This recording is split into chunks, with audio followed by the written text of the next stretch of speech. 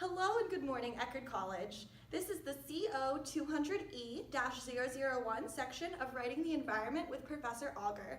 My name is Nina Maruca, and I am here this morning to bring you your morning environmental news stories. Beginning right away with the weekly weather report, this data was collected by the National Weather Channel.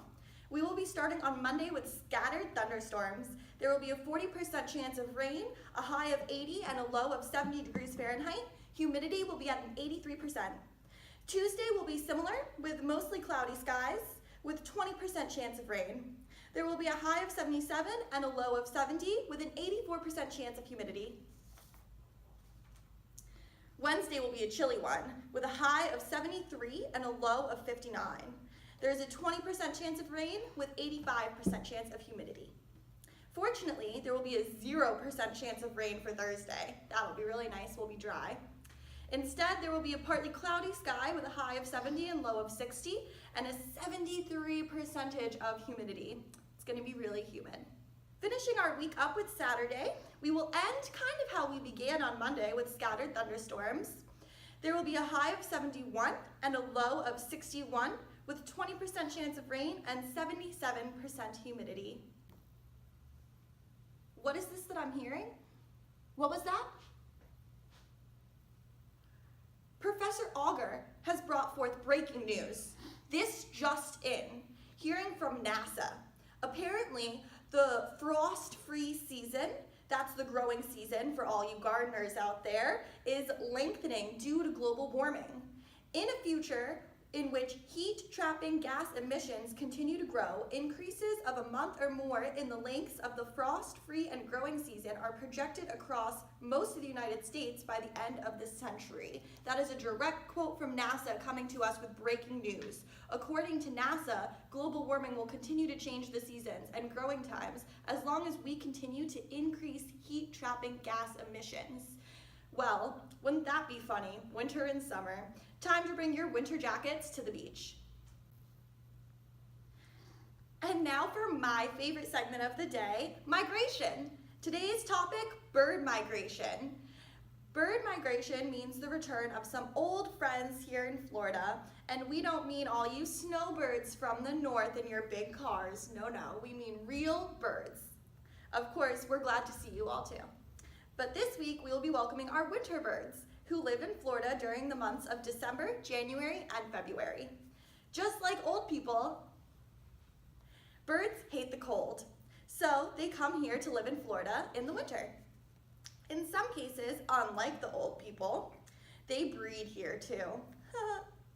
Welcome to the blue-winged and green-winged teal birds, the northern pine-tailed bird, the American widgeon bird, the northern shoveler bird, the gadwall bird, the hooded messenger bird, the wood duck, the ruddy duck, the ring-necked duck, the lesser Scott bird, and many more. Meanwhile, large numbers of turkey vultures flock to towns and cities, swelling resident breeding populations. We are thankful that global warming hasn't messed up the migration yet, but it sure looks like as if it will in the future, unfortunately. We welcome these birds to our state, and remember, never take birds out of nature. If you see one injured, please contact animal control immediately. Let's pause here for a commercial break.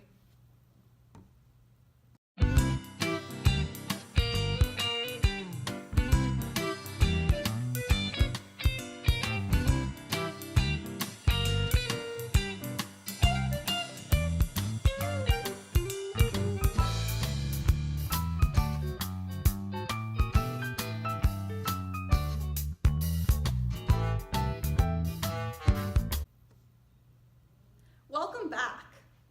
Now time for our educational topic of the day. Why prescribed burns are so important in the forest. Did you know that the state of Florida issues about 88,000 authorizations for controlled burns each year in this state? Well, Florida has good reason to. Controlled burns are when professionals intentionally set fires in specific areas to mimic natural fire cycles. This technique can prevent wildfires. You see, there is a fire on the ground, say a simple campfire. It can easily spread and go out of control if there are more flammable objects around the campfire. More dry grass, twigs, and even trees or bushes. But if the ground is already burned, the fire will not spread where there is nothing left to burn. Therefore, prescribed burns prevent wildfires. Remember, we like prescribed burns, not wildfires.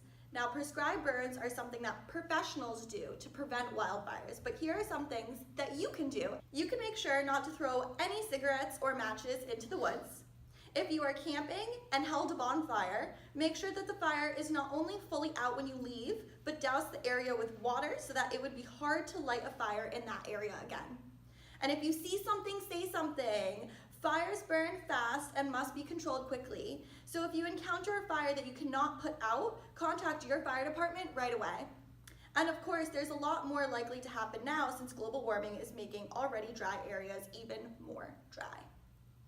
Where we're used to seeing rich green forests, we're already seeing dried out areas, ripe for fires that can spread so quickly, burning miles and miles, killing the wildlife, destroying towns, and also harming people.